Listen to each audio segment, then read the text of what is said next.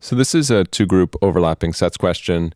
You can tell because it's got two different groups. It's got the cable television people and the video cassette people. And then there are also people who are in both groups who have a video cassette recorder and cable television, and then potentially people who are in neither, who have neither video cassette or cable TV. So for these, I would do a two-group matrix. And you just put one thing on one axis. So we've got the TV people and not TV. And then you've got video cassette and not video cassette. And if you know how this works, you can kind of skip the next minute because I'm going to just go over what all these boxes mean. Sometimes people actually go ahead and make a full grid. I don't do it because I don't think it's necessary. I think you can kind of know that there are all these boxes. But if it helps you, go ahead and divide these things up. And so each box corresponds to the two things that are sort of cross-referenced there. So that box is video and TV. This box is video and not TV.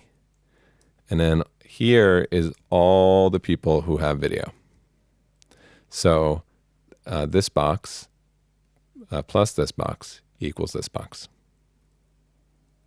And then you've got the same relationships down here.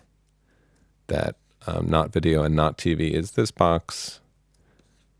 Not TV, not video is this box. And then the sum of this one and this one is equal to this one. That's the total people that don't have video. And then you've got the vertical summing happening as well. This box and this box equal this box. So the sum of these two is equal to this one. And the sum of these two is equal to this one. And then on the outer portions of the matrix, these guys sum to the total. So that's the total number of people involved. And these guys also sum to the total, meaning the sum of these boxes equals the sum of these boxes, and that's this, which is the total.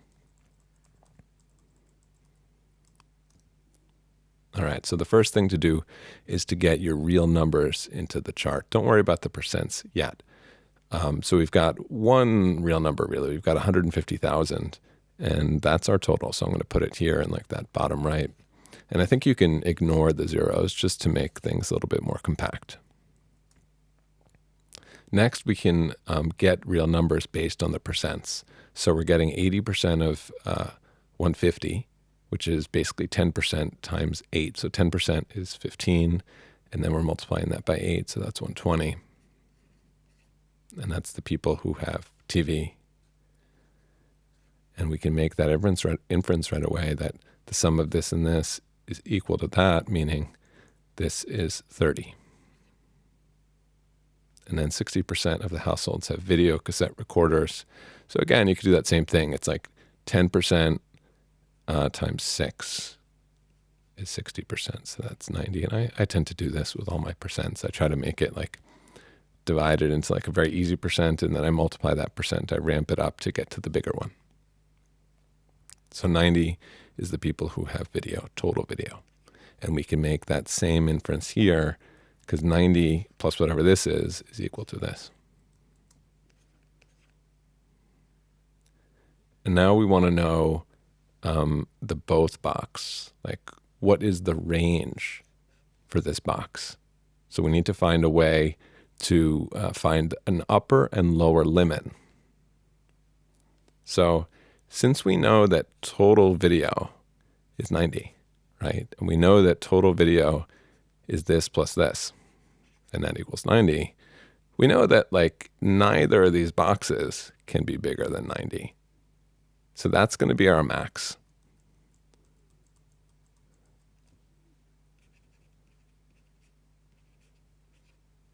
And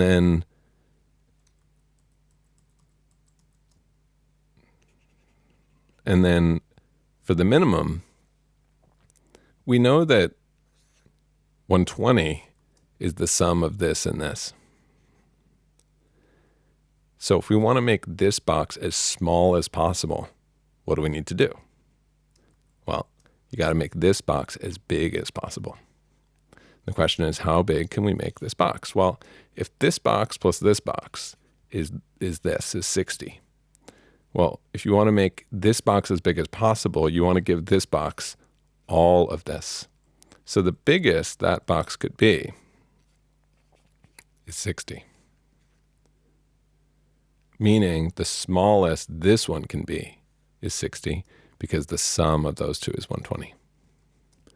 So the minimum is 60. And so it's got to be that the both box is in between 90,000 and 60,000, so we're looking at C.